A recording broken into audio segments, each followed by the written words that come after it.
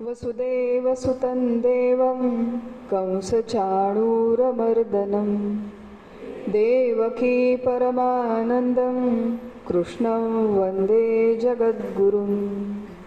श्रुतिस्मृतिपुराणानाम् आलयं करुणालयं नमामि भगवत्पादं शङ्करं लोकशङ्करम्। शङ्करं शङ्कराचार्यं केशवं बादरायणं सूत्रभाष्यकृतं वन्दे भगवन्तौ पुनः पुनः। ब्रह्मानन्दं परमसुखदं केवलं ज्ञानमूर्तिं द्वन्द्वातीतं गगनसदृशं तत्त्वमस्यादिलक्ष्यम् एकन्नित्यं विमलमचलं सर्वधी साक्षिभूतं भावातीतं त्रिगुणरहितं सद्गुरुं तन्नमामि। गोपाल कृष्ण भगवान की जय, सद्गुरुनाथ महाराज की जय। सर्वप्रथम भगवान श्री गोपाळ कृष्णांच्या चरणी वंदन करते। जगद्गुरु श्रीमद आदि शंकराचार्यांना वंदन करते। आपले सद्गुरू परमपूज्य डॉक्टर काका आणि आपल्या आचार्य परमपूज्य मंदाताई गंधे यांना सादर सविनय प्रणाम करते। आपणा सर्व श्रोत्यांना अभिवादन करते आणि जीवनाभिमुख वेदांत या अभ्यास वर्गाच्या आजच्या पहिल्या प्रास्ताविकपर चिंतनाला आपण सुरुवात करूया। अभ्यास वर्गाचं शीर्षक आहे जीवनाभिमुख वेदांत। नाव ऐकूनच पोटात धडकी भरेल अशी परिस्थिती आहे। जीवनाभिमुख, आता आपल्याला आदरणीय स्नेहाताईंनी सांगितलं, अभिमुख हा शब्द आहे। अभिमुख म्हणजे समोरमुख असलेला, थेट समोर प्रत्यक्ष असलेला किंवा एखाद्या गोष्टीकडे लक्ष देणे, त्याला म्हणतात अभिमुख। घर आपण बांधतो तेव्हा म्हणतात की पूर्वाभिमुख घर असावं, पूर्वेकडे तोंड असलेलं, पूर्वेकडे मुख असलेलं घर असावं। सूर्यनमस्कार आपण घालतो तेव्हा सूर्याभिमुख होऊन सूर्यनमस्कार घालावे, म्हणजे सूर्याकडे मुख करून, आणि नुसतं मुख करून म्हणजे तोंड त्याच्याकडे करून असा त्याचा अर्थ नाही, तर लक्ष देऊन, सूर्याकडे लक्ष देऊन आपण सूर्यनमस्कार घालावे।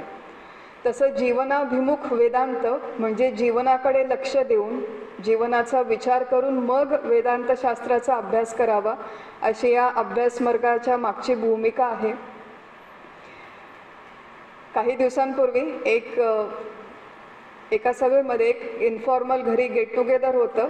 त्या मित्रमंडळींच्या मध्ये चर्चा चालू होती। काही वेगवेगळ्या प्रोफेशनचे, वेगवेगळ्या व्यवसायातले व्यावसायिक लोक एकत्र आले आणि गप्पा सुरू होत्या। गप्पेचा विषय खूप इंटरेस्टिंग होता की आपण आत्तापर्यंत शाळेमध्ये, कॉलेजमध्ये, युनिव्हर्सिटीमध्ये अनेक विषय शिकलो आणि चर्चा ही चालू होती की जे जे आपण शिकलो त्याच्यासाठी एवढी वर्ष खस्ता खाल्ल्या, त्याचा आज आपल्या जीवनात कितपत उपयोग आहे। वेगवेगळ्या प्रोफेशनचे लोक होते, त्याच्यापैकी एक जण डॉक्टर होता। तो म्हणाला की मी डिफरन्शियल इक्वेशन आणि ट्रिग्नोमेट्री शिकलो, त्याचा मला आज काहीच उपयोग नाही। एक जण फायनान्स बॅकग्राऊंडचा होता, तो म्हणाला की मी बॉटनी आणि ते काय झाडांचं क्लासिफिकेशन शिकलो, पानांचे प्रकार शिकलो, त्याचा आज मला काहीच उपयोग नाही। कोणीतरी इंजिनियर होता, तो म्हणाला की मी ब्रॉन्झ कसं तयार करायचं फर्नेसमध्ये मेटल घालून याची पूर्ण प्रक्रिया शिकलो, पण त्याचा आज मला काहीच उपयोग नाही। तर आपल्या शाळा कॉलेजमध्ये आपण असे अनेक विषय, अनेक पुस्तकं रट्टा मारून शिकलो, पाठ केला, व्याख्या, आणि काही विशिष्ट प्रोफेशनमधल्या लोकांना त्या विशिष्ट ज्ञानाचा आज उपयोग होतो, पण इतर लोकांना त्या ज्ञानाचा उपयोग होत नाही फारसा। आता ही शाळा आहे, पाठ्यक्रम आहे, तो आपल्याला शिकणं भाग आहे, त्याच्यावरती आपलं चरितार्थ अवलंबून आहे, म्हणून एक वेळेस ठीक आहे। परंतु शाळा कॉलेजामधला अभ्यासक्रम हा एक भाग आहे, त्याच्याशिवाय हा जो एक आध्यात्मिक धार्मिक अभ्यासक्रम उपक्रम, जे काही ग्रंथ आपल्याला आपल्या परंपरेने घालून दिलेले आहेत, त्याचा जेव्हा आपण अभ्यास करतो तेव्हा त्याचा मला काहीच उपयोग नाही असं होऊ नये, आणि जे काही आपण शिकतो त्याचा प्रत्यक्ष उपयोग व्हावा या दृष्टीने आपण या अभ्यास वर्गामध्ये थोडा विषय समजून घेण्याचा, मांडण्याचा प्रयत्न करणार आहोत. जीवनाभिमुख वेदांत. वेदांत हा शब्द आहे, त्याच्यामधला मूळ शब्द आहे वेद. वेदमध्ये मूळ धातू आहे विद, आणि विद म्हणजे जाणणे. वेद वाङ्मय हे आपल्या संस्कृतीची, भारतीय सनातन हिंदू परंपरेची, आपल्या भारतीय संस्कृतीची फार मोठी वैदिक परंपरा आहे. हे जे वेद वाङ्मय आहे, असं मानलं जातं की याला श्रुती वाङ्मय असं देखील म्हणतात. फार पूर्वी, हजारो वर्षांपूर्वी आपले ऋषी प्रगाढ ध्यानावस्थेमध्ये बसले होते, तेव्हा त्यांना हे वेदांचे मंत्र ऐकू आले. अत्यंत शुद्ध बुद्धी असलेले हे ऋषी, ऋतंभरा प्रज्ञा असलेले ऋषी जेव्हा ध्यानावस्थेमध्ये बसले तेव्हा त्यांना हे मंत्र ऐकू आले, म्हणून यांना श्रुती मंत्र म्हणतात. याचंच दुसरं नाव आहे वेद वाङ्मय. आणि या वेद वाङ्मयामध्ये काय काय आहे, कुठली महत्त्वाची विद्या आहे, याचं वर्णन करताना वेदांताचे एक टीकाकार, त्यांचं नाव आहे सायणाचार्य. असं आहे की अभ्यास वर्गाचा वर्गच, विषयच वेदांत असल्यामुळे अधूनमधून थोडे अवघड शब्द वापरणार आहे, नाहीतर असं वाटेल की आपण वेदांत शिकायला आलो आणि काय शेवटी ऐकलं. सायणाचार्य नावाचे एक ऋषी होते. त्यांनी वेदवाङ्मयामध्ये कशाची अपेक्षा करावी, कुठल्या प्रकारची विद्या आहे, त्याची एक व्याख्या करून ठेवली आहे की प्रत्यक्षेणानुमित्या वा यस्तु पायो न विद्यते एवं विदन्ति वेदेन तस्मात् वेदस्य वेदता. फार छान व्याख्या केली आहे की प्रत्यक्ष आणि अनुमान या प्रमाणांनी जे आपल्याला जाणता येत नाही. आता प्रत्यक्ष प्रमाण म्हणजे काय आणि अनुमान प्रमाण म्हणजे काय, प्रत्येक गोष्ट आपण समजावून घेण्याचा प्रयत्न करणार आहोत. प्रत्यक्ष प्रमाण म्हणजे आपली जी ज्ञानेंद्रिय आहेत त्याच्या माध्यमाने जे काही जाणता येणं शक्य आहे, डोळ्यांनी पाहणं, कानांनी ऐकणं इत्यादी. अनुमान म्हणजे तर्क प्रमाण, लॉजिक किंवा इन्फरन्सने आपण काही गोष्टी जाणू शकतो. तर अशा व्यवहारातल्या प्रत्यक्ष प्रमाण, ज्ञानेंद्रिय, अनुमान या कुठल्याच पद्धतीने ज्या तत्वाचं ज्ञान होऊ शकत नाही, त्या तत्वाचं ज्ञान आपल्याला जे वाङ्मय करून देतं त्याला वेद वाङ्मय असं म्हटलं जातं. याच्यामध्येच वेदांचं वेदत्व आहे असं इथे म्हटलेलं आहे. असं एक तत्व आहे की जे आपल्याला आपल्या रोजच्या ज्ञान करून घेण्याच्या पद्धतीने जाणून घेणं शक्य नाही, आणि त्याचा सांगोपांग विचार या वेदवाङ्मयामध्ये केलेला आहे. असं आहे की हे जे तत्व आहे की जे आपल्याला ज्ञानेंद्रियांनी समजत नाही, ते आपल्यासारख्या लोकांनी समजावून घेणं का आवश्यक आहे. ते याच्यासाठी आवश्यक आहे की आज आपल्या जीवनामध्ये ज्या काही समस्या आहेत, प्रत्येक व्यक्तीच्या समस्या या वेगळ्या प्रकारच्या आहेत. कोणाच्या कौटुंबिक, कोणाच्या स्वास्थ्याशी संबंधित आहेत, कोणाच्या आपल्या प्रोफेशनल लाईफशी संबंधित आहेत, कोणाच्या पैसे, फायनान्शियल मॅटरशी संबंधित समस्या आहेत. आपल्या जीवनात आज जेवढ्या काही समस्या आहेत त्या सगळ्या समस्यांचा मूलभूत विचार केला आपल्या ऋषीमुनींनी, आणि त्या सगळ्या समस्यांचा मूलभूत विचार करून त्याचं मूलभूत उत्तरं, मूलभूत उपाय ज्या वाङ्मयामध्ये सुचवले ते हे वेदवाङ्मय, आणि ते हे तत्व ज्याच्याबद्दल वेदवाङ्मय आपल्याला उपदेश करतं. व्यवहारामध्ये आपण आत्तापर्यंत अनेक प्रकारच्या विद्या ग्रहण करण्याचा प्रयत्न केला, आणि त्याच्याने आपल्या जीवनातल्या थोड्याफार समस्यांचं थोड्याफार वेळेपुरतं निराकरण झालं, तात्पुरतं टेम्पररी रिझोल्युशन. जेवढ्या काही गोष्टी आपण शिकलो किंवा शिकण्याचा आज प्रयत्न करतो, परंतु वेदवाङ्मयामध्ये ज्या समस्यांचा विचार केलेला आहे त्या समस्या सार्वभौम युनिव्हर्सल समस्या आहेत. युनिव्हर्सल समस्या आहेत. एक नुकतीच समस्या 3-4 दिवसांपूर्वी आपल्या वर्तमानपत्रामध्ये एक बातमी होती. ओव्हर टुरिझम नावाची एक समस्या सध्या निर्माण झालेली आहे.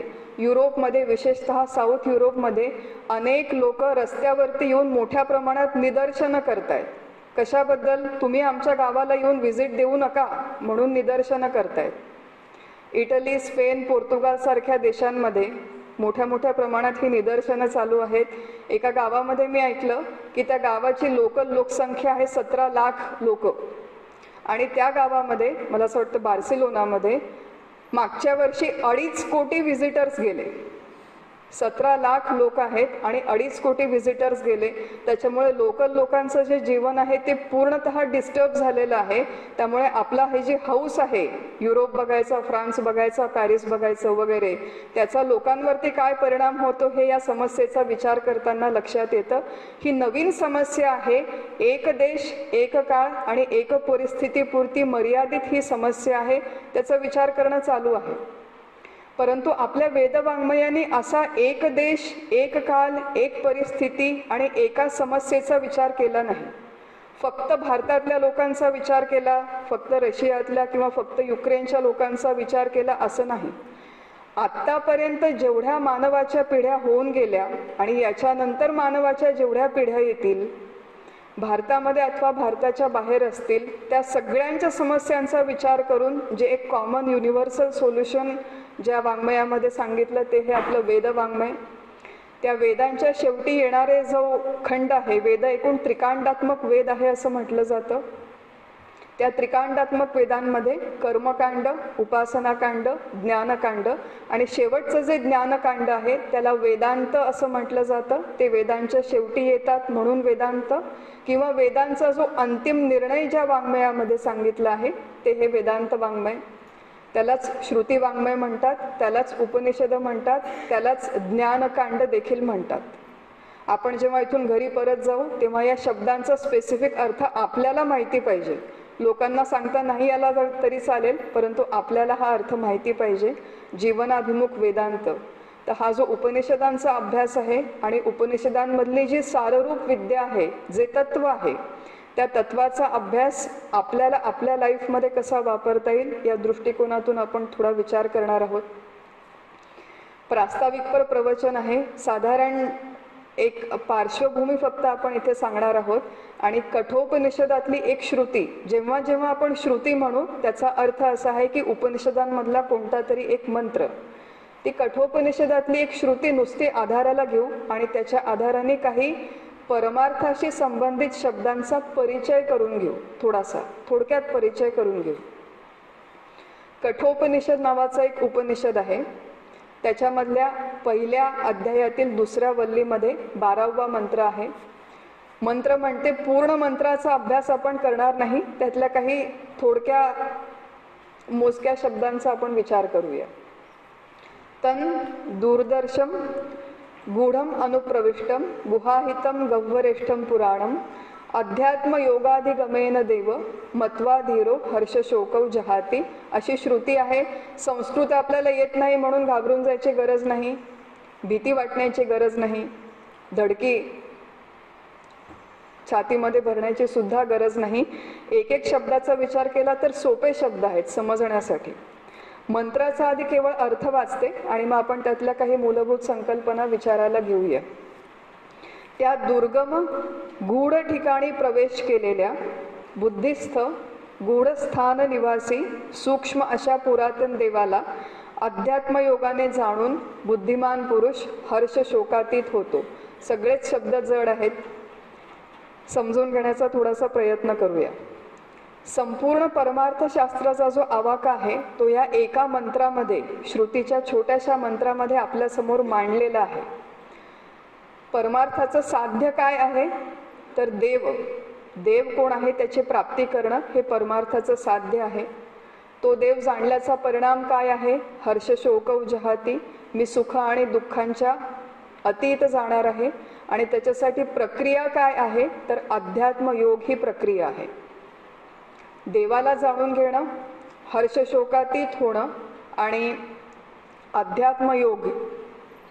आंतरराष्ट्रीय योग दिवस आहे त्याच्यामुळे अध्यात्म योग हा महत्त्वाचा शब्द या श्रुतीमध्ये आलेला आहे. आपण थोडक्यात या संकल्पना समजावून घेण्याचा प्रयत्न करू. सगळ्यात आधी इथे एक छान शब्द आहे श्रुतीमध्ये की परमार्थ कोणी करावा, म्हणजे परमार्थाच्या भानगडीत कोणी पडावं. तर इथे लिहिले धीर. धीर शब्दाचा व्यवहारातला अर्थ आहे धैर्यवान पुरुष. व्यवहारामध्ये त्याचा अर्थ आहे की पेशंट आहे, खूप पेशन्स आहे त्याच्यामध्ये, धैर्य आहे असा मनुष्य. पण परमार्थामध्ये धीर पुरुष म्हणजे बुद्धिमान पुरुष. आणि बुद्धिमान पुरुष म्हणजे ज्याचा खूप जास्त IQ आहे, ज्यांनी स्वतःची खूप मोठी स्टार्टअप सुरू केली, ज्यांनी 100 का 100 मिलियन डॉलर कमवले, तो व्यवहाराच्या दृष्टीने बुद्धिमान असू शकतो, पण परमार्थाच्या दृष्टीने जो बुद्धिमान पुरुष आहे तो विवेकी असतो, बुद्धिमान असतो. सारासार विवेक ज्याला करता येतो, आयुष्याचा ज्याला समग्र विचार करता येतो, असा बुद्धिमान विचारवंत मनुष्य, तो धीर पुरुष, त्यांनी हा परमार्थ करावा, असं एक सूचना याच्यामध्ये केलेली आहे.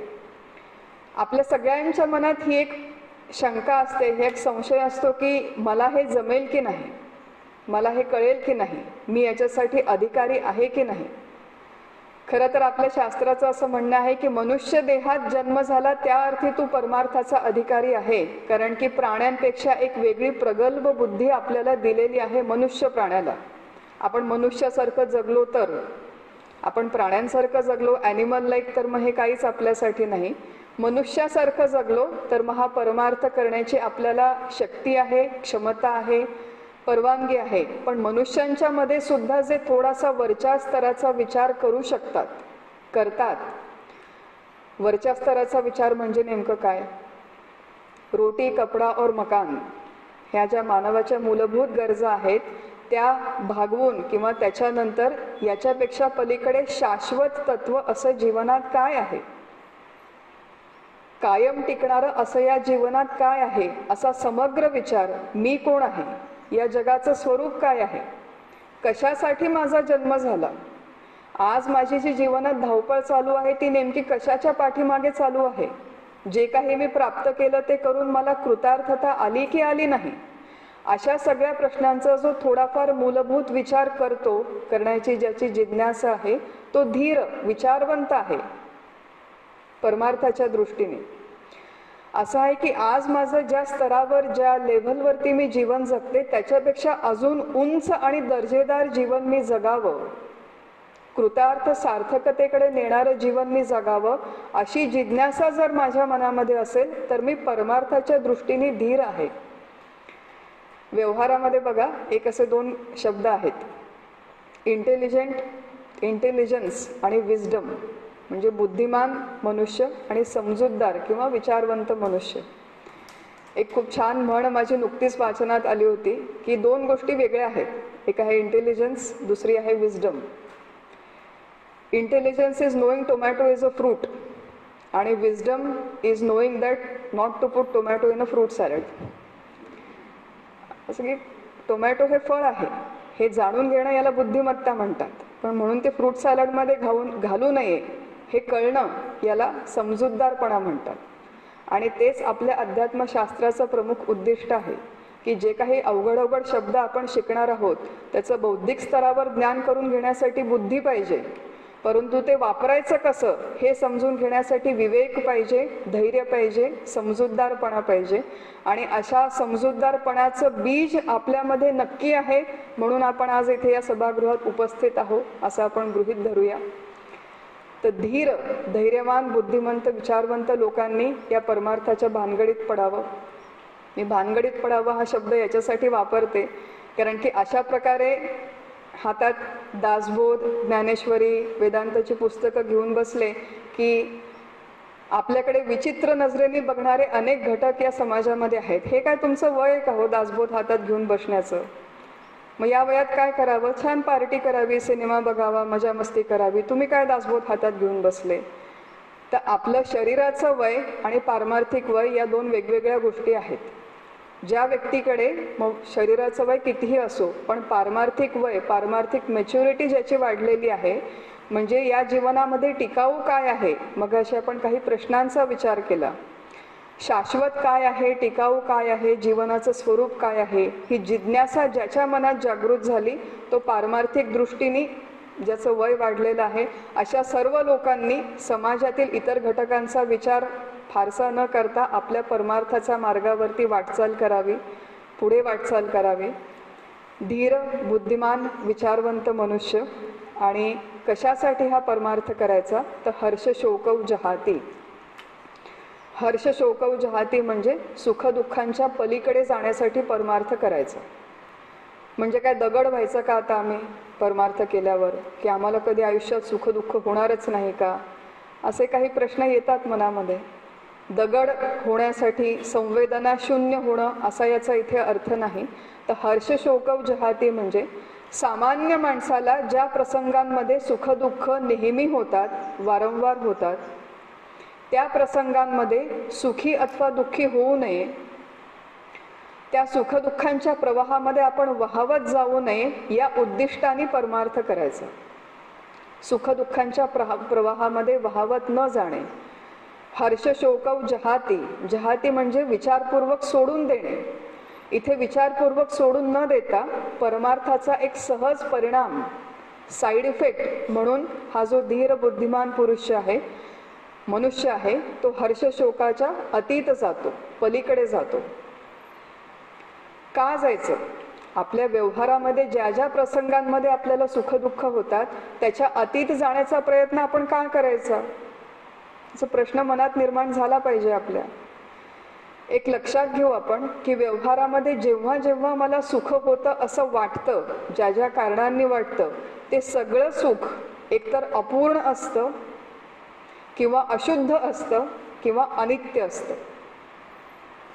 व्यवहारामध्ये ज्या ज्या विषयांनी सुख होतं ते अपूर्ण असतं, अशुद्ध असतं किंवा अनित्य असतं. अपूर्ण असतं म्हणजे काय? कितीही साड्या घेतल्या,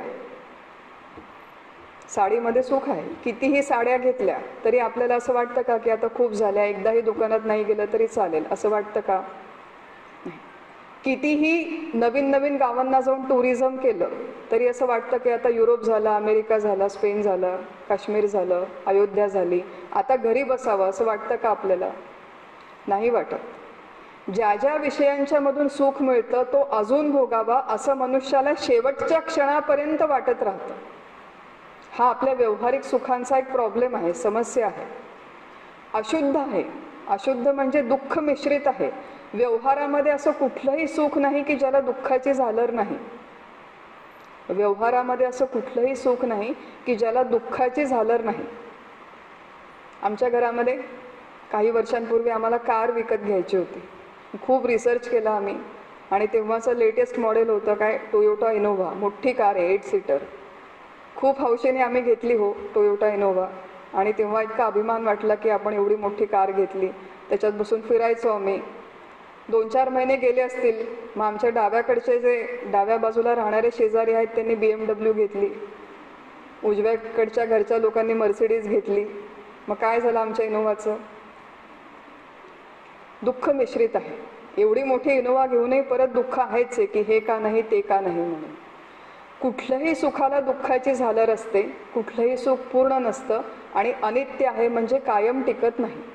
कुठल्याही माध्यमातून कितीही पदार्थ खाल्ले, कितीही छान छान कपडे घातले, कितीही लोकांनी स्तुती केली माझी, तुम्ही किती महान वगैरे, तरी अनित्य आहे, ते कायम टिकत नाही. आणि म्हणून हे व्यवहारातलं जे सुखदुःख आहे, परमपूज्य काकांनी एक खूप छान शब्द वापरलाय त्याच्यासाठी. सुखदुःखाच्या हिंदोळ्यावर कितीदा झोके घेसी, काका म्हणतात की आज तळ्यात उद्या मळ्यात, आज सुख उद्या दुःख, असं तू कितीदा झोके घेसी, किती दिवस तू असा तळ्यात मळ्यात करत बसणार आहे. या सगळ्या सुखदुःखांच्या पलीकडे एक असं तत्व आहे की जे चिरंतन सुखदायक आहे आणि त्या चिरंतन सुख देणाऱ्या तत्वाचा विचार आपल्या वेदवाङ्मयामध्ये आणि आपल्या वेदांत शास्त्रामध्ये केलेला आहे. आणि त्या तत्वाचा जोपर्यंत आपण अभ्यास करत नाही, जोपर्यंत आपण ते आत्मसात करत नाही, तोपर्यंत व्यवहारामधली आपली ही सुखदुःख कायम तशीच राहणार आहेत. म्हणून हर्ष शोकव जहाती की या सुखदुःखांच्या पलीकडे जाण्यासाठी म्हणून परमार्थाचा अभ्यास करायचा, परमार्थाच्या मार्गाला लागायचं, परमार्थाच्या भानगडीत पडायचं. परमार्थ म्हणजे काय? असं आहे की इथून परत जाऊ तेव्हा लोक विचारतील तुम्ही कुठे गेले होते? हो, आम्ही एका शिबिराला गेलो होतो. कुठलं शिबिर होतं? आध्यात्मिक शिबिर होतं. अध्यात्म म्हणजे नेमकं काय, परमार्थ म्हणजे नेमकं काय, हे शब्द आपल्याला माहिती हवे. स्पेसिफिकली या शब्दांच्या व्याख्या माहिती हव्या आपल्याला. परमार्थ शब्दाचा अर्थ आहे परम म्हणजे सर्वश्रेष्ठ. अर्थ शब्दाचा अर्थ आहे प्राप्तव्य. मनुष्य जन्म घेतल्यावर ज्या ज्या गोष्टी प्राप्त करणं शक्य आहे त्यातलं सर्वात मोठं सर्वश्रेष्ठ प्राप्तव्य त्याला म्हणतात परमार्थ. कोणते कोणते प्राप्तव्य आहेत? आपल्या संस्कृतीने सांगून ठेवलेलं आहे की धर्म, अर्थ, काम आणि मोक्ष, सगळ्यांच्या परिचयाचे आहेत शब्द. धर्म, अर्थ, काम, मोक्ष या 4 गोष्टी मनुष्याने प्राप्त कराव्यात अशी आपल्या संस्कृतीची आपल्याला सूचना आहे. त्यापैकी धर्म, अर्थ आणि काम हे कनिष्ठ प्राप्तव्य मानले गेलेले आणि मोक्ष याला सर्वश्रेष्ठ प्राप्तव्य म्हटलं गेलेलं आहे. त्यामुळे आम्ही परमार्थ करतो म्हणजे नेमकं काय करतो, तर आम्ही मोक्षाच्या दिशेने वाटचाल करतो, मोक्ष मिळावा म्हणून प्रयत्न करतो. परमार्थ शब्दाचा सरळ सरळ अर्थ आहे मोक्ष.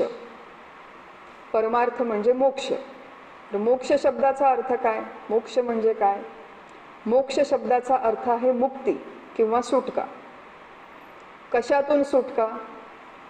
दुःखातून सुटका.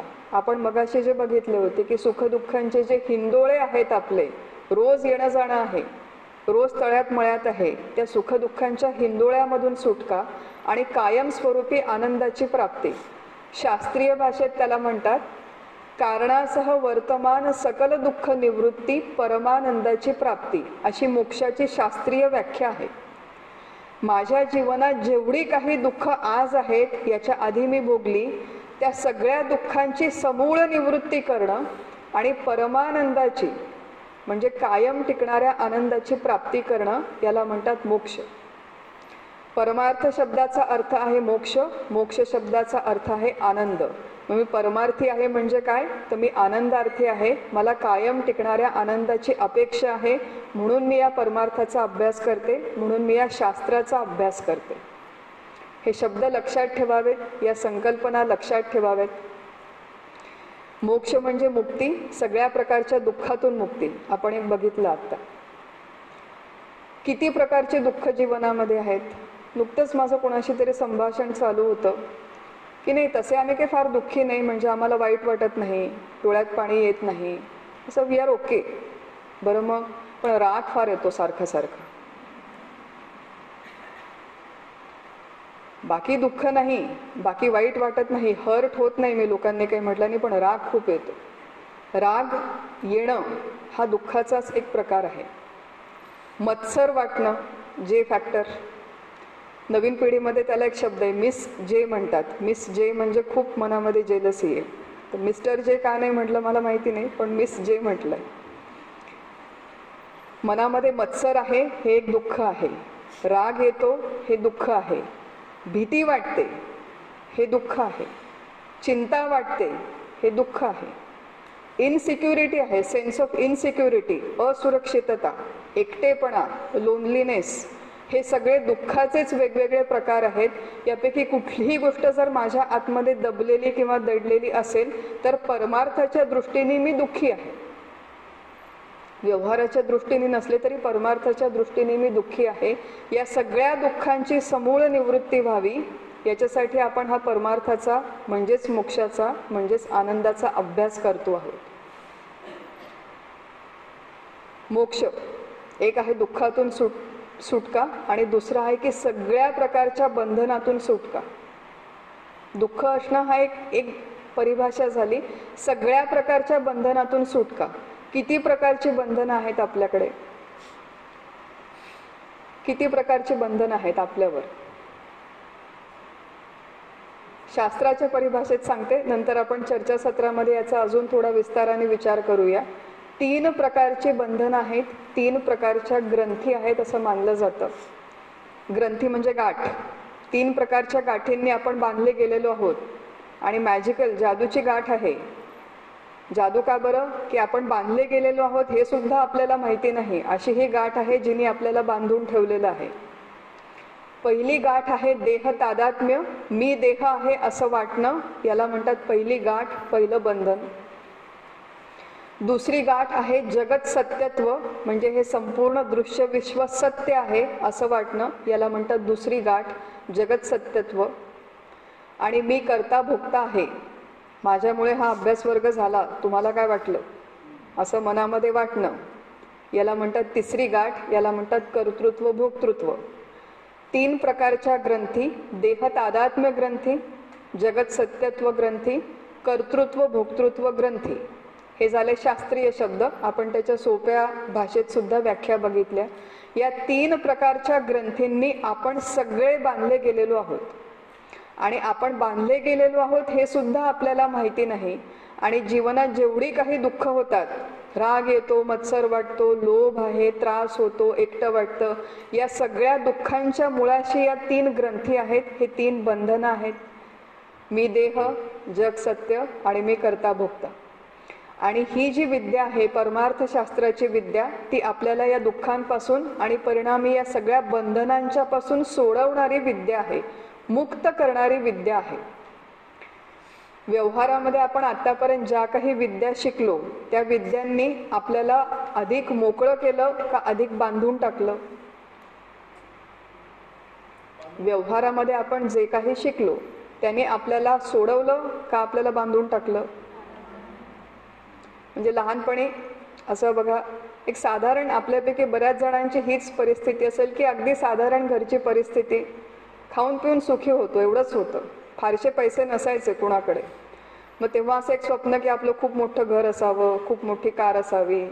मग त्याच्यासाठी तू आधी शिक्षण घे म्हणून शाळेत गेलो, रट्टा मारला, मोठ्या मोठ्या डिग्र्या घेतल्या, नोकरी केली, पैसे कमावले, घर घेतलं, कार घेतली.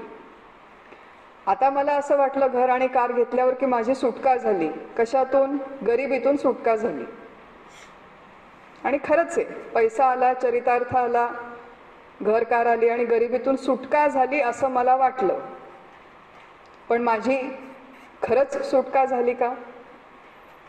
कारण की आता घर कार आला, बँक बॅलन्स आला, आता ते पैसे इन्व्हेस्ट कसे करायचे, ते कुठे इन्व्हेस्ट करायचे? मग म्युच्युअल फंड्समध्ये करू का इक्विटीमध्ये करू का गोल्डमध्ये करू का रिअल इस्टेटमध्ये करू? मग रोज उठल्या उठल्या आता मला सकाळी निफ्टीचा इंडेक्स बघावा लागतो, किती आहे सध्या, पैसे वाढत आहेत का कमी होत आहेत.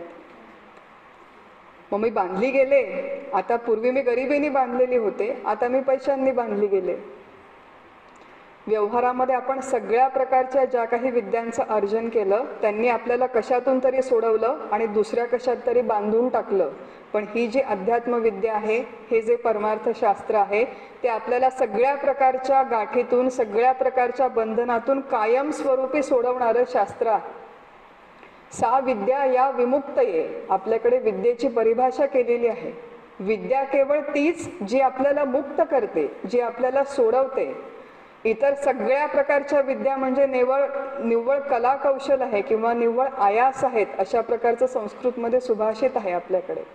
त्यामुळे सा विद्या या विमुक्तये, खरं ज्ञान कुठलं आहे जे आपल्याला सगळ्या प्रकारच्या बंधनातून सोडवेल, ते खरं ज्ञान आहे, ती खरी विद्या आहे. आणि त्या विद्येचा अभ्यास करण्याचा आपण इथे प्रयत्न करणार आहोत. कोणते कोणते शब्द बघितले आतापर्यंत, आठवत आहेत का? कोणते शब्द बघितले? परमार्थ, मोक्ष आणि ग्रंथी. ठीक आहे, 3 शब्द तरी लक्षात आहेत. परमार्थ, मोक्ष, ग्रंथी. अजून एक शब्द लक्षात घेऊया, अध्यात्म. या श्रुतीमध्ये आलेला शब्द आहे. आपण पूर्ण श्रुतीचा अभ्यास इथे करणार नाही, आपल्याला आवश्यक तेवढ्या संकल्पना फक्त समजावून घेऊया. अध्यात्म योगाधिगमेन देव असं इथे आलेलं आहे. अध्यात्म योग म्हणजे काय, त्याच्यासाठी अध्यात्म म्हणजे काय समजावून घेऊया. आम्ही खूप आध्यात्मिक आहोत, हो, पण म्हणजे नेमकं काय आहात? आम्ही खूप पूजा करतो, रोज देवळात जातो, दर आठवड्याचे मंगळवार असतात माझे, श्रावणामध्ये सत्यनारायण करतो, म्हणजे आम्ही आध्यात्मिक आहोत का? अयोध्येला सुद्धा जाऊन आलो, तुम्हाला काय वाटलं? म्हणजे आम्ही आध्यात्मिक आहोत का? हे सगळं असणं आवश्यक आहे, हा अध्यात्मशास्त्राचा एक भाग आहे. पण नुसतं हे सगळं करणं म्हणजे आध्यात्मिक असणं नव्हे. अध्यात्म शब्दाची स्पेसिफिक व्याख्या आपल्या शास्त्राने दिलेली आहे. अध्यात्म शब्दाचा एक अर्थ आहे शरीर. अध्यात्म शब्दाचा दुसरा अर्थ आहे शरीर स्थित चैतन्य. अध्यात्म शब्दाचा एक अर्थ आहे शरीर, दुसरा अर्थ आहे शरीर स्थित चैतन्य. आपल्या या शरीरामध्ये चैतन्य आहे, आहे की नाही? आहे की नाही? अध्यात्म शब्दाचा अर्थ आहे शरीर स्थित चैतन्य. अध्यात्मशास्त्र म्हणजे काय की ज्या शास्त्राच्या माध्यमातून मी देह नसून मी देहस्थित चैतन्य आहे असा अनुभव, असा बोध ज्या शास्त्रामध्ये केला आहे त्याला अध्यात्मशास्त्र म्हणतात. आणि मी आध्यात्मिक आहे म्हणजे नेमकं काय आहे, तर मी देह नसून मी चैतन्य आहे, मी चैतन्य स्वरूप परमात्मा आहे असा अनुभव घेण्याचा जो प्रयत्न करतो त्याला आध्यात्मिक व्यक्ती असं म्हटलं जातं. मग मी आध्यात्मिक आहे म्हणजे नेमकं काय आहे, तर मी देह नसून मी चैतन्य स्वरूप परमात्मा आहे असा अभ्यास करण्याचा जो प्रयत्न करतो त्या व्यक्तीला आध्यात्मिक व्यक्ती असं म्हणतात शास्त्राच्या दृष्टीने. मग मी आध्यात्मिक असेल तर मी काय करायला पाहिजे, मी देह नसून मी परमात्मा आहे, मी चैतन्य स्वरूप परमात्मा आहे याचा अभ्यास मी करायला हवा. आणि इतर सगळ्या गोष्टी ही मला त्या दिशेने घेऊन जाणारी साधनं आहेत. इतर सगळ्या गोष्टी या मला त्या दिशेने घेऊन जाणारी साधनं आहेत.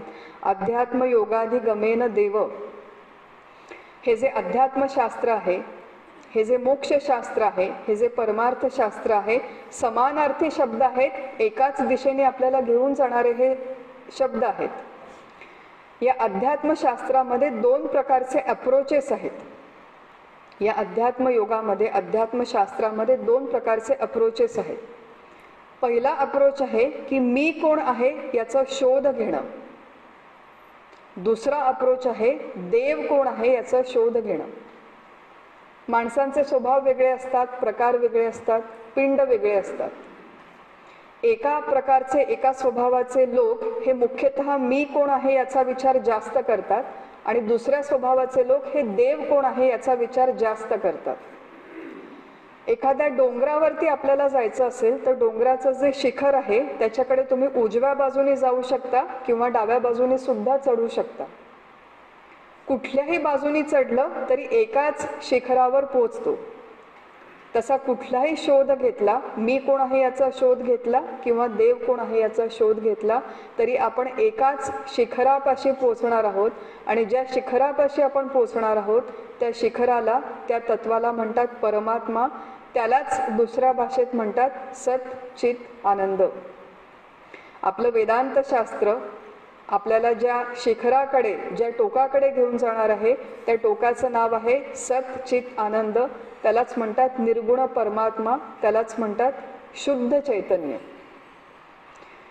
ब्रह्मसत्यं जगन्मिथ्या जीवो ब्रह्मैव नापरहा असा आपल्या वेदांत शास्त्राचा एक सिद्धांत आहे. अनेक लोकांच्या माना डोलतायत म्हणजे बऱ्याच जणांनी हे ऐकलेलं आहे, चांगली गोष्ट आहे. मी कोण आहे तर मी मुख्यतः चैतन्य स्वरूप परमात्मा आहे. मी स्वतः सत चित आनंद रूप आहे. आणि ज्या देवाची मी पूजा करते, ज्या देवाची मी उपासना करते तो देव देखील सत चित आनंद रूप आहे असा आपल्या वेदांत शास्त्राचा सारांश आहे, सिनॉप्सिस. खरी मी कोण आहे, माझं डीपी जाऊन बघा तुम्ही, एवढं मोठं लिंक्डइन प्रोफाईल जाऊन बघा माझं, एवढ्या मोठ्या लिहिलेल्या आहेत गोष्टी. मी इंजिनियर आहे, मी डॉक्टर आहे वगैरे वगैरे. ती माझी व्यवहारातली ओळख झाली. लिंक्डइन प्रोफाईल कितीही मोठं असेल, डीपीचा पिक्चर कितीही छान असेल तरी ती खरी मी नाही. खरा मी कोण आहे त्याची ओळख आपल्याला इथे वेदांत शास्त्रामध्ये करून देणार आहेत. बघा, सगळ्यात पहिल्यांदा जेव्हा या गोष्टी कानावरती पडल्या होत्या, आपले सद्गुरू परमपूज्य डॉक्टर काका, त्यांचं श्रवण आम्ही केलं होतं, तेव्हा एक इतकं नवल वाटलं होतं की इतकी वर्ष आयुष्याची निघून गेली पण मला मी कोण आहे हे कळलंच नाही. What is the use of knowing everything else when you don't know who you are? असं रमण महर्षी विचारतात. What is the use of knowing everything else when you don't know who you are? खरा मी कोण आहे, सद्रूप चिद्रूप आनंदरूप परमात्मा आहे. खरा देव कोण आहे, सद्रूप चिद्रूप आनंदरूप परमात्मा आहे. कुठल्याही बाजूने शोध घेतला तरी आपण एकाच तत्वापाशी जाणार आहोत आणि ते तत्व मी आहे, तेच तत्व या देवाचं खरं स्वरूप आहे. आणि मी आणि देव स्वरूपतः एकरूप आहोत हे जोपर्यंत आपण समजून घेत नाही तोपर्यंत आपण हर्ष शोक जहाती होणं शक्य नाही. तोपर्यंत आपण सुखदुःखांच्या हिंदोळ्यावरून पलीकडे जाणं शक्य नाही. तोपर्यंत आपल्याला कायम स्वरूपी टिकणाऱ्या आनंदाची प्राप्ती होणं शक्य नाही. असा आपला या वेदांत शास्त्राचा संदेश आहे, ही सूचना आहे. आणि ही सगळी आपल्या संत वाङ्मयाची देखील सूचना आहे. हा संतांनी सुद्धा आपल्याला याच दिशेने घेऊन जाण्याचा प्रयत्न केलेला आहे. मग खरा मी कोण आहे वेदांत शास्त्राच्या दृष्टीने, खरा मी कोण आहे? पहिल्या लाईन मधले बसलेल्या लोकांनी उत्तर. सच्चिदानंद आहे. खरा देव कोण आहे? असं आहे की हे याच्यासाठी माहिती पाहिजे, आपल्या पुढच्या पिढीतले मुलं फार चौकस असतात. घरी गेल्यावरती प्रश्न विचारतात, आई तू काय करायला गेली होतीस? मग सांगितलं बॉ शिबिरात. काय शिकलीस तू तिथे? आणि आपण जे काही सांगतो ते फार मोठं पाल्हाळ ऐकायला त्यांच्याकडे वेळ नसतो. 1 किंवा 2 वाक्यात सांगितलं तर पटकन कळतं किंवा ऐकतात. नवीन पिढीतले मुलं विचारतात की खरा देव कोण आहे सांग बरं तू. आपल्याला एका वाक्यात सांगता आलं पाहिजे कॉन्फिडेंटली की आपला देव हा सद्रूप चिद्रूप आनंदरूप आहे. हे आपल्याला सांगता आलं पाहिजे आपल्या पुढच्या पिढीला. तर असो, अध्यात्म योगाधिगमेन देव हा जो परमात्मा आहे सद्रूप चिद्रूप आनंदरूप, तो कसा आहे आणि तो मी आहे, तोच त्या देवाचं खरं स्वरूप आहे हे जाणून घेण्यासाठी कशा प्रकारच्या प्रक्रिया वापरता येतात, कशा प्रकारचा विचार करता येतो आणि त्या परमात्म्याचं वर्णन काय आहे हे आपण थोडक्यात समजावून घेऊया. तो परमात्मा कसा आहे? सद्रूप चिद्रूप आनंदरूप परमात्मा इथे सांगितलं आहे. अवघड अवघड शब्द आहेत थोडे, पण आता अवघड अवघड शब्द कधीतरी ऐकायला हवे. किती दिवस सोपं सोपं ऐकत राहणार हा सुद्धा प्रश्न आहे. की हा परमात्मा कसा आहे? दूरदर्श आहे. दूरदर्श म्हणजे दुर्गम आहे, जाणून घेण्यासाठी अत्यंत कठीण आहे. आता तुम्ही असं सांगितलं पहिल्याच प्रवचनामध्ये म्हणजे परत धडकी भरली असं होतं. धडकी भरून घेऊ नये आपण. सोपे शब्द आहेत, सोप्या संकल्पना आहेत. दूरदर्श जो परमात्मा आहे त्याचं दर्शन होण्यासाठी परमपूज्य काकांनी एक फार छान कोटी केली होती की जे लोक दिवसेंदिवस दूरदर्शनच्या समोर बसतात त्यांना दूरदर्श परमात्म्याचं दर्शन होणं कधीही शक्य नाही. टी व्हीवरच्या सिरियल्स, कौटुंबिक सिरियल्स जर आपण बघत असू, त्याच्यामध्ये मत्सर हेवे दावे आपलेच आहेत असं वाटायला लागतं. हे जर आपण करत असू तर मग या दूरदर्श आत्म्याचं दर्शन होणार नाही, पहिली गोष्ट.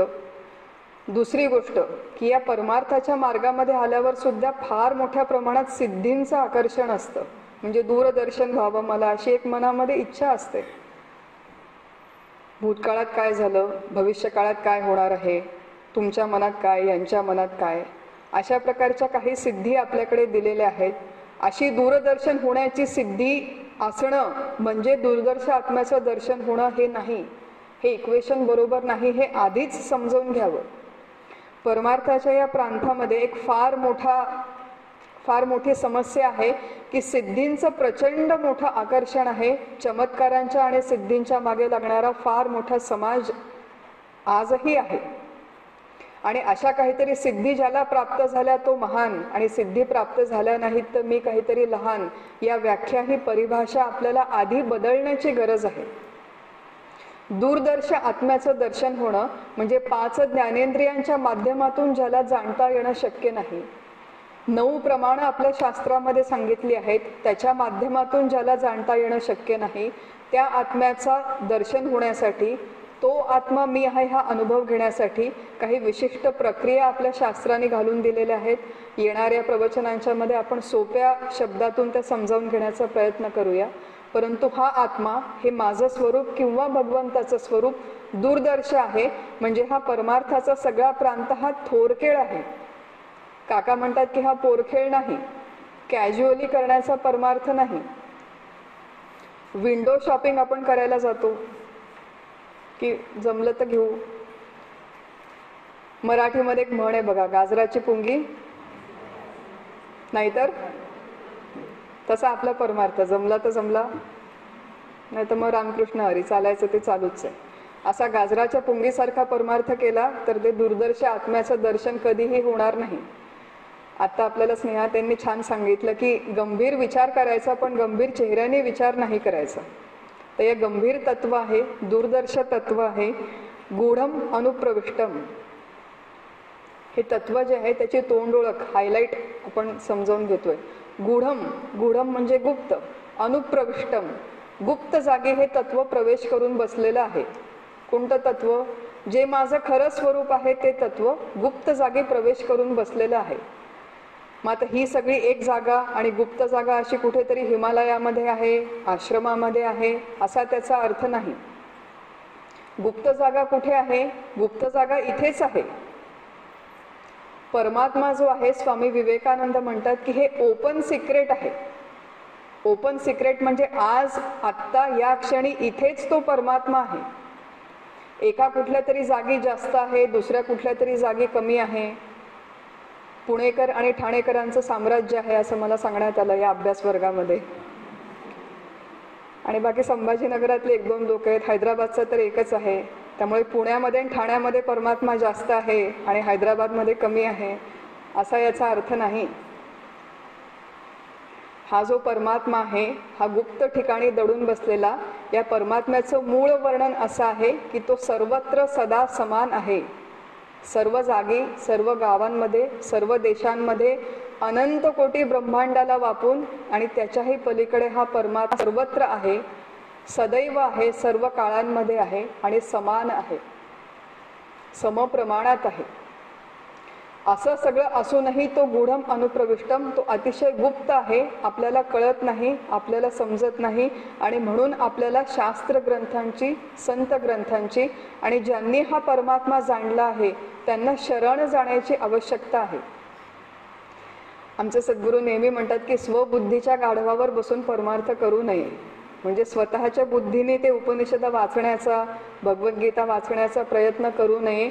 अनुभवी मार्गदर्शकांचं मार्गदर्शन घेऊन जर आपण या मार्गावरती वाटचाल तर लवकर लवकर प्रगती होण्याची शक्यता असते. आत्म्याचं जे गूढत्व आहे ते आत्म्याच्या बाजूने नाही, ते आपल्या बाजूने आहे. आपल्या बाजूने आपण त्याला गूढत्व दिलेलं आहे. हा जो परमात्मा आहे तो आपल्या संत महात्म्यांना उघड उघड स्पष्ट दिसतो, स्पष्ट जाणवतो. त्यांनी त्याचा स्पष्ट अनुभव घेतलेला आहे.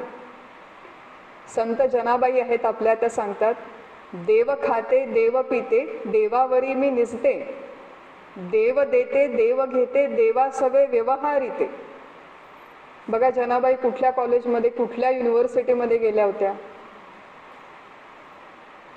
कुठल्याही युनिव्हर्सिटीमध्ये गेल्या नाही. एका दासीचं सामान्य काम करताना, सामान्य घरी दळण दळताना त्यांना आलेली ही अनुभूती आहे.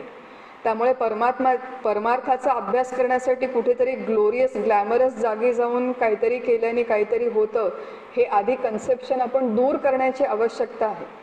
आपण ज्या घरात, ज्या देशात, ज्या परिस्थितीत, ज्या लोकांच्या मध्ये राहतो, जे कुठलं काम करतो ते करताना सुद्धा हा अनुभव घेणं शक्य आहे. फक्त त्याची विशिष्ट स्पेसिफिक प्रक्रिया आपल्याला माहिती हवी आणि ती प्रक्रिया ज्यांनी वापरली त्यांना शरण जाणं आवश्यक आहे. गूढम अनुप्रविष्टम असं हे गुप्त तत्व आहे.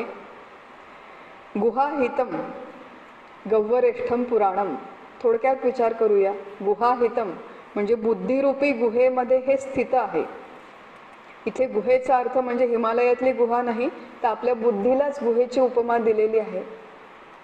हा जो परमात्मा आहे, जो सर्वत्र आहे, सगळ्या देशात, सगळ्या गावात, सर्व काळात, सर्व परिस्थितीत आहे, तोच परमात्मा माझ्या बुद्धीमध्ये देखील आज आत्ता या क्षणी उपस्थित आहे. आणि तो मी आहे असा मला अनुभव घ्यायचा असेल तर मला माझ्या अंतर्मुख होऊन बुद्धीने विचार करणं आवश्यक आहे. आता बुद्धी म्हणजे काय वगैरे येईल हा विषय पुढे. परंतु आपल्या बुद्धीमध्येच असलेला परमात्मा आपल्याला कळत नाही, जाणवत नाही, अनुभवात येत नाही. का येत नाही? कारण की आपल्या बुद्धीमध्ये असंख्य गोष्टींची दलदल, चिखल भरलेला आहे. विचार, भावना, हेवे दावे, मत्सर इत्यादी इत्यादी. त्याची दलदल आपल्या बुद्धीमध्ये असल्यामुळे गुहाहितम, आपल्याच बुद्धीच्या गुहेमध्ये वसलेला हा परमात्मा आपल्याला कळत नाही, आपल्याला अनुभवाला येत नाही. गव्वरेष्ठम, संसार हा जो संपूर्ण आहे त्याला गहन वनाची उपमा दिलेली आहे. गव्वरेष्ठम म्हणजे या गहन वनामध्ये हा संसाररूपी परमात्मा आहे आणि इतक्या सगळ्या वेगवेगळ्या कारणांच्यामुळे तो दूरदर्श आहे, जाणून घेण्यासाठी अत्यंत कठीण आहे. असे की एक्सपेक्टेशन थोडी आपली सेट करून ठेवतात उपनिषद, की कॅज्युअली करू नका. अभ्यास करताना थोडं गांभीर्याने अभ्यास करा, थोडं सिरियसली अभ्यास करा, थोडं एकाग्र वृत्तीने अभ्यास करा. संसाराला आपल्या गहन वनाची उपमा दिलेली आहे. आपलं घर आणि आपला संसार म्हणजे गहन वन आहे असं आपल्याला कधी वाटलंय का आतापर्यंत? आपण किती इंटरेस्टने आपला संसार करतो. किती रमवून जाऊन, किती रंगवून जाऊन, किती स्वतःला इन्व्हेस्ट करून आपण आपला संसार करतो. बघा, आपण वेगवेगळ्या लोकांच्या गेट टुगेदरमध्ये जातो तेव्हा एक 2-4 कॉमन पॅटर्न्स मी सांगते. एकतर लोकांच्या भूतकाळामध्ये बुड्या असतात की जेव्हा मी लहान होते ना तेव्हा आमच्या लहानपणी असं होतं, म्हणून मग आपण एकतर भूतकाळामध्ये गुंतलेलो असतो. किंवा आपण आपल्या मुलाबाळांच्यामध्ये वर्तमान काळात रमलेलो असतो. अहो, आमचा बाळ्या आहे ना, त्याला गाजराचा हलवा खूप आवडतो. तुमच्या बाळ्याला कुठला हलवा आवडतो याच्यामध्ये समोरच्या माणसाला काय इंटरेस्ट आहे? काही इंटरेस्ट नसतो. पण आपण सांगतो लोकांना, आमच्या मुलाला हे आवडतं, आमच्या मुलाला हे चालत नाही, तो असं करतो, तो तसं करतो. किती वेगवेगळ्या ठिकाणी आपण गुंतलेलो असतो. संसाराला गहन वन का म्हटलेलं आहे? कारण की एकतर आपण भूतकाळामध्ये गुंतलेलो, किंवा मुलाबाळांमध्ये गुंतलेलो, किंवा व्यवसायामध्ये गुंतलेलो, किंवा स्टॉक मार्केटमध्ये गुंतलेलो. आणि ते जे गहन वनामध्ये अडकलेला माणूस जसा भटकतो तसा आपण देखील या गहन वनामध्ये भटकत राहतो. म्हणून या गहन वनामध्ये असलेला परमात्मा आपल्याला अनुभवाला येत नाही. बुद्धीमध्ये दलदल आहे म्हणून अनुभवात येत नाही. संसारामध्ये आपण गुरफटून पडलेलो आहो म्हणून अनुभवाला येत नाही. आणि म्हणून या दुर्दर्श परमात्म्याचा तो मी आहे असा अनुभव घ्यायचा असेल तर मग त्याच्यासाठी आपल्याला म्हणतात की अध्यात्म योगाधिगमेन देव, अध्यात्म योग करा. आम्हाला योगा म्हणजे फक्त एकच योगा माहिती की ज्याच्यासाठी आम्ही दर महिन्यात 2,000 रुपये देऊन क्लासला जातो. आणि तिथे गेल्यावरती ते आम्हाला पहिले 5 मिनिट प्राणायाम करवतात, मग पुढचे 10 मिनिट बसलेली आसनं, मग पुढचे 20 मिनिट उभी राहून आसनं. तो फक्त शरीराचा योगा आहे. इथे जो अध्यात्म योग सांगितलेला आहे तो अध्यात्म योग एक स्पेसिफिक शब्द आहे. अध्यात्म योगाची एक स्पेसिफिक व्याख्या भगवान शंकराचार्यांनी आपल्या टीकेमध्ये दिलेली आहे. हे समजावून घ्यावं. आपण संस्कृत जरी असेल तरी सोप्या शब्दामध्ये समजावून घेण्याचा प्रयत्न करतोय इथे. अध्यात्म योग म्हणजे नेमकं काय करायचं? हा जो अत्यंत कठीण अनुभवाला येणारा परमात्मा आहे तो जाणून घेण्यासाठी नेमकं काय करायचं? तर अध्यात्म योगाची व्याख्या देतात भगवान शंकराचार्य. विषयेभ्यः प्रतिसंवृत्य, सगळ्या विषयांपासून प्रतिसंवृत्य म्हणजे स्वतःला थोडंसं निवृत्त करणं. कुठून निवृत्त करणं? सगळ्या प्रकारच्या विषयांपासून स्वतःला थोडंसं निवृत्त करणं. चेतस, कशाला निवृत्त करायचं? आपल्या चित्ताला म्हणजे आपल्या मनाला निवृत्त करायचं. लक्षात येते सगळ्यांच्या? अध्यात्म योग म्हणजे काय हे समजावून घेतोय आपण. सगळ्या प्रकारच्या विषयांपासून मनाला थोडंसं निवृत्त करायचं. आत्मनी समाधानम, आणि आत्म्यामध्ये स्थिर करायचं. या करण्याच्या प्रक्रियेला अध्यात्म योग असं म्हणतात. खूप कठीण झालं असं दिसतंय लोकांच्या चेहऱ्यावरून. आपली जी वृत्ती असते, आपला जो विचार असतो तो नेहमी विषयाकार वृत्ती असते. त्या विषयाकार वृत्तीला विषयांच्या मधून निवृत्त करून आत्माकार करण्याचा प्रयत्न करणं याला म्हणतात अध्यात्म योग. हा जोपर्यंत करण्याचा आपण थोडासा तरी प्रयत्न करत नाही तोपर्यंत मग खऱ्या देवाची प्राप्ती होणं शक्य नाही आणि सुख दुःखाच्या हर्ष शोक जहाती जाणं शक्य नाही.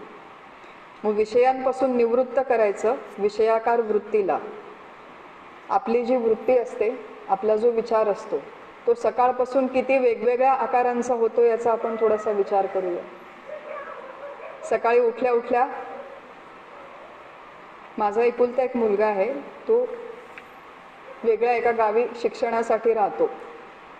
सकाळी उठल्या उठल्या सगळ्यात पहिल्यांदा माझ्या मनात विचार येतो की त्याने काय मेसेज पाठवला असेल, तो ठीक असेल ना. म्हणून सकाळी उठल्या उठल्या मी आधी फोन उघडते. समर्थांनी काय सांगितले? प्रभाते मनी पुत्र चिंतित जावा. मग सगळ्यात आधी माझी वृत्ती पुत्राकार होते, मग फोनच्या आकाराची होते, मग व्हॉट्सॲपच्या आकाराची होते, त्याने फोटो पाठवला असतो त्या फोटोच्या आकाराची होते, मग चहाच्या आकाराची होते, मग वर्तमानपत्राच्या आकाराची होते. असे वेगवेगळे आकार धारण करता करता कधी सकाळची रात्र होते आणि मी झोपते हे मला कळत सुद्धा नाही. मग अध्यात्म योग करायचा असेल तर एक तर प्रपंचामध्ये ही जी आपली वेगवेगळ्या आकारांची वृत्ती आहे ते आकार थोडेसे कमी करावेत. विषयाकार वृत्तीमधून निवृत्त होणं आणि आपल्या वृत्तीला आत्माकार करण्याचा प्रयत्न करणं याला अध्यात्म योग म्हणतात. हे जरी शाब्दिक स्तरावर खूप कठीण वाटत असेल तरी योग्य सद्गुरूंचं मार्गदर्शन घेतलं तर ही एवढी कठीण प्रक्रिया नाही. आपल्याकडे संत महात्म्यांनी सामान्य लोकांचा स्तर गृहीत धरून अनेक प्रकारची त्याच्यासाठी सोल्युशन्स सांगून ठेवलेले आहेत. एक तर आपली वृत्ती अशी प्रपंचाच्या आकाराची होते, नाहीतर मग अध्यात्माच्या नावाखाली आपण ज्या काही कृती करतो, धार्मिक कृती, धार्मिक विधी करतो, त्यांच्या आकाराची होते. तीर्थयात्रा करायच्या, उपवास करायचे, स्नान करायचं, दानधर्म करायचा, ध्यान करायचं. आज आमचा मेडिटेशनचा कोर्स आहे. अशा वेगवेगळ्या आकाराची आपली वृत्ती होते. दासगणू महाराज आहेत. दासगणू महाराजांनी एक खूप छान पद, आपले संत महात्मे बघा की अवघड अवघड संकल्पना किती सोप्या सोप्या शब्दांमध्ये आपल्याला समजावून सांगतात. दासगणू महाराजांनी एक छान लिहून ठेवलेलं आहे. मासा स्नान करी धरी बक पहा ध्याना प्रती साजिरे. मासा स्नान करी धरी बक पहा ध्याना प्रती साजिरे. वायू भक्षित वासुकी विभूतीने किलिप्त केला खरे. अर्थ पण बघूया आपण याचा. देहा पोपट राम राम म्हणतो मेंढा ही पर्णाशनी. बोले दास गणू कुणा गवसला सांगा हरी यातुनी. दासगणू महाराज काय म्हणतायत की स्नान करून जर देव सापडणार असेल तर मासा रोज स्नान करतो, इनफॅक्ट तो पाण्यामध्येच राहतो. ध्यान करून जर देव प्राप्त होणार असेल तर तो बगळा सुद्धा एका पायावर उभं राहून ध्यान केल्याचं ढोंग करतो. उपवास करून जर आपल्याला देव प्राप्त होणार असेल तर वासुकी म्हणजे सर्प वायू खाऊन महिने जगतो. अंगाला विभूती सोडून जर देव प्राप्त होणार असेल तर गाढव लाखेमध्ये जाऊन लोळतं आणि सगळ्या अंगाला राख फासून घेतं. बघा दासगणू महाराज सांगतायत आपल्याला. नामस्मरण नुसतं करून मेकॅनिकली पोपट सुद्धा राम राम राम राम म्हणतो.